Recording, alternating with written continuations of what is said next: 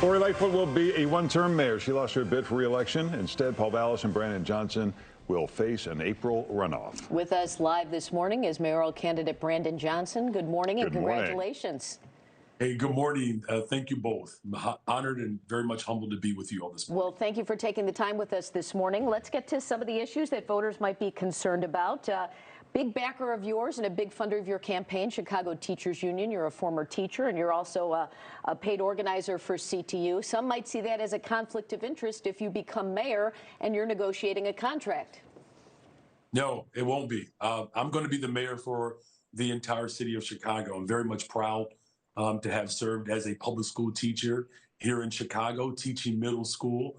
And if you know anything about middle school students, you know that's a very special, unique bunch, which I believe I automatically qualify to go to heaven for free. So having served as an organizer and, of course, as a Cook County commissioner, passing multi-billion-dollar budgets, making critical investments without raising property taxes over the course of my 4 years on the board. And I'm happy to have the support of workers in the city of Chicago, whether you are a crossing guard, a teacher, a home health care provider, a Cook County, city college professors, a multicultural, multi-generational movement that has placed me in this position to lead the entire city of Chicago. And I'm looking forward to doing that. Paul Vallas has said he would fill the 1,700 vacancies on the police department. Would you do the same? Paul Vallas is being dishonest and he's lying to the people of Chicago, quite frankly. It takes up to 2 years to become a police officer in the city of Chicago. I live on the west side of Chicago in Austin. We love the neighborhood that my wife and we are raising our children in, but we cannot afford to wait 2 years for police officers to show up. That's why I put together a comprehensive budget plan that does not raise property taxes. I put together a sweeping public safety plan that gets at the root causes and the immediacy that we're struggling with. As I said, on the west side of Chicago and Austin, we love it, but it is one of the more violent neighborhoods in the entire city. Would you reduce the budget of the police department? No, what I've said is that we're going to spend and we're going to invest in people. We're going to promote 200 more detectives so that we can actually solve crime. We're going to spend to invest to make sure that we are expediting the implementation of the consent decree. But we're also going to hire individuals on the front line to respond to the 911 calls that are mental health crises. We are asking way too much from our police officers.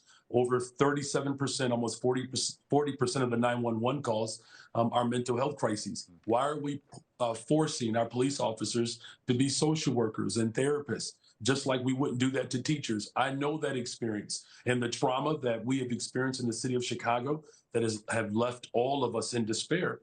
We have to be smart by having first responders to respond to the mental health crises. That frees up law enforcement to focus in on the more violent crime in the city of Chicago, of which, by the way, over 40% of the violence that takes place in the city of Chicago, it occurs in 6% of the city. But the truth of the matter is we're all feeling the seriousness and the pain of the violence in the city of Chicago, and no one has more of an incentive between me and my opponent to make sure that we have a better, stronger, safer Chicago than someone who is living it and experiencing it every single day. You've called for $1 billion in new investments in the city, everything from education to mental health services, policies to reduce violence. If you're not going to raise taxes, where does that money come from? Yeah, you all may have seen the President of the United States during his State of the Union address, Joe Biden. He said that a teacher and a firefighter should not pay the same tax rate as a billionaire and a millionaire. And that's just right. The politics of old that have left families behind is why we're in the economic despair right now. You all will remember that Paul Vallas was in charge of the budget in the 90s when I was in high school. And everywhere he's been in charge of finances, he's left despair. And so we eliminate the debt in my first term, the debt that he caused.